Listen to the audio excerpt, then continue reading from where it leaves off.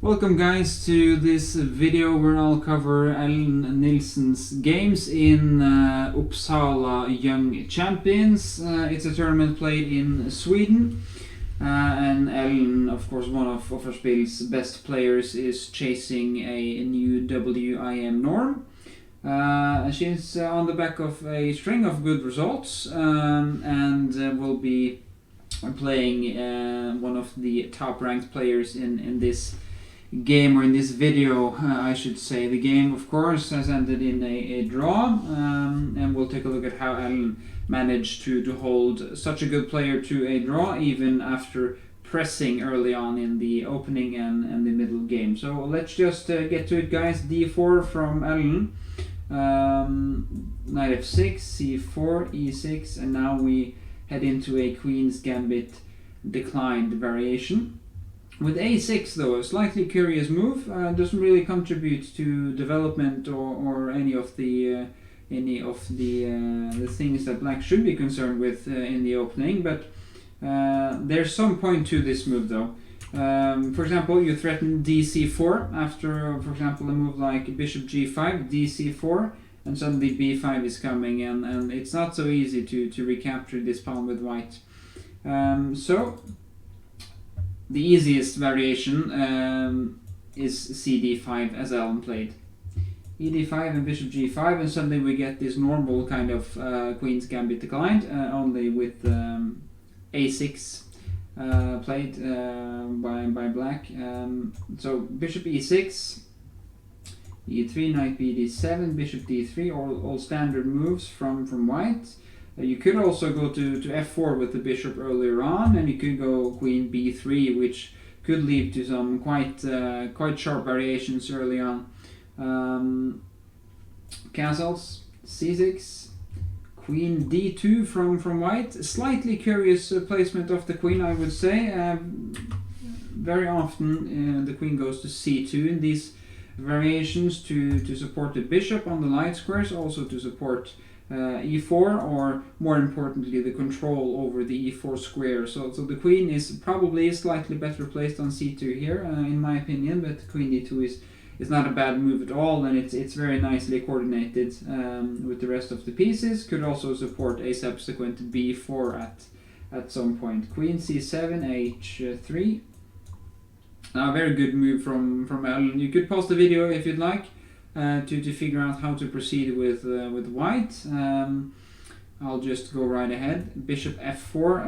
I think I really like this move. It's very nice. Exchanges off black's best minor piece, and really just paving the way for b4 and the classic minority attack on the queen side for white, which often is the plan in these pawn structures, the Carlsbad structure as it's called, this kind of pawn structure. h6 and then b4. You can't take this with the bishop. Now the queen will hang on c7, so we get an exchange of bishops, and now a4.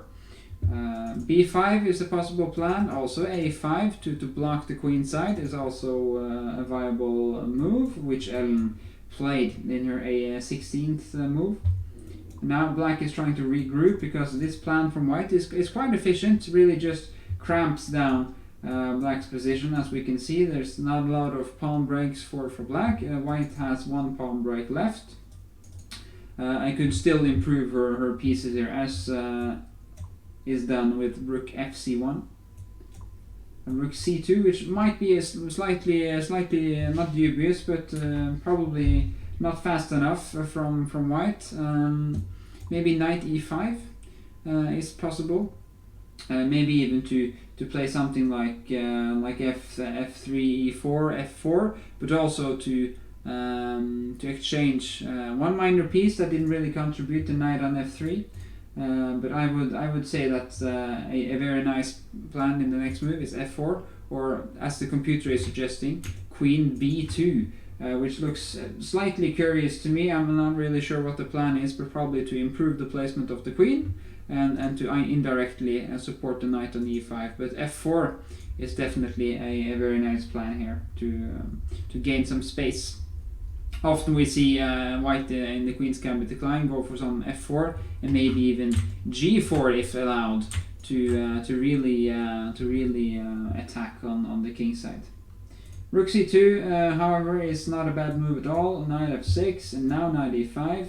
Bishop f5 from black, and suddenly after this exchange of another minor piece, we see that black's position is way more easier to handle. I mean, it's easier to handle with only two knights left, but also very nicely placed the minor pieces that discourage the e4 break and also control important squares on the queen side. f3 from white, and black is just trying to pile up the pressure in the e-file. And finally we see some aggression from white. g4, not only gaining some space on the king side, but also controlling important squares such as f5. Black on the defensive here. Rook g2, very nicely conducted by Ellen, very nice regrouping, but f6 is an efficient move, kicking away the centrally placed knight and making way for a knight going to c4. So in this position, Ellen chose to recapture with the rook, which seems perfectly okay. Normally you would probably consider fe4 to gain this nice looking center, but after a move like, for example, rook cd8, we see that the center pawns,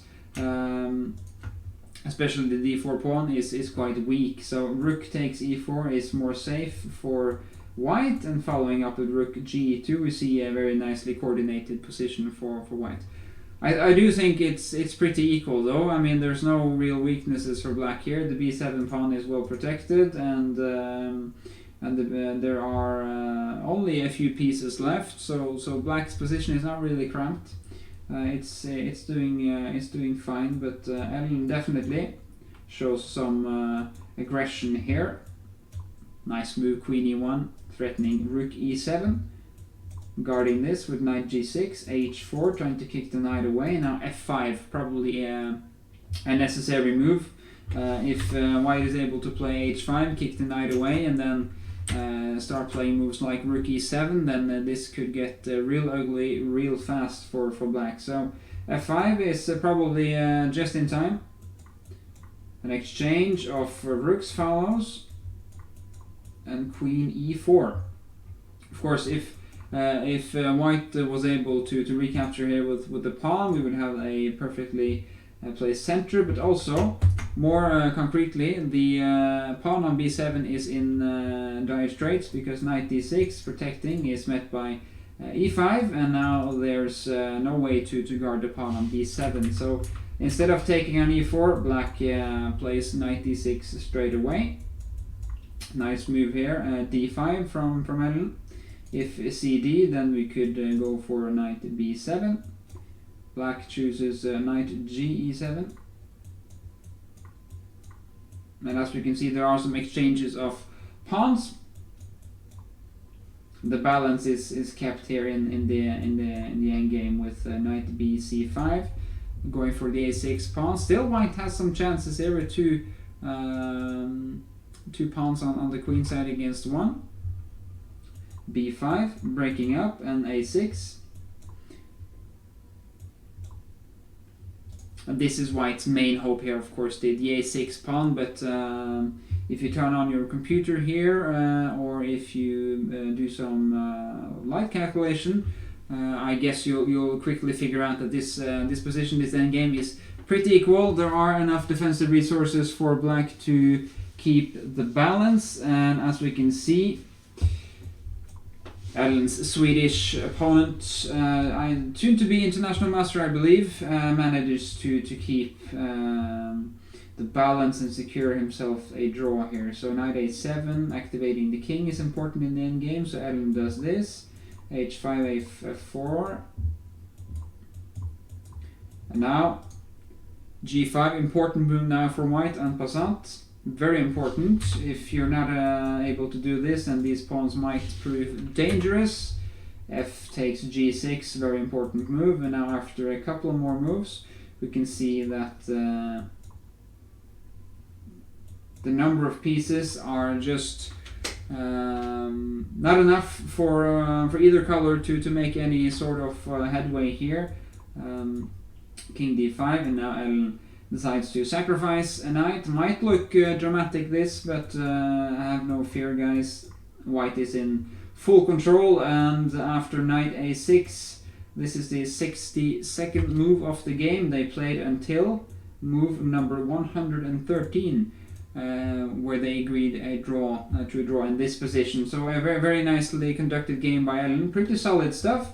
She had a chance to ask her opponent some questions in the early middle game, but her opponent, a higher rated opponent, manages to find some defensive resources to save the game. So a solid affair and a nice draw in the first round for Ellen in Sweden.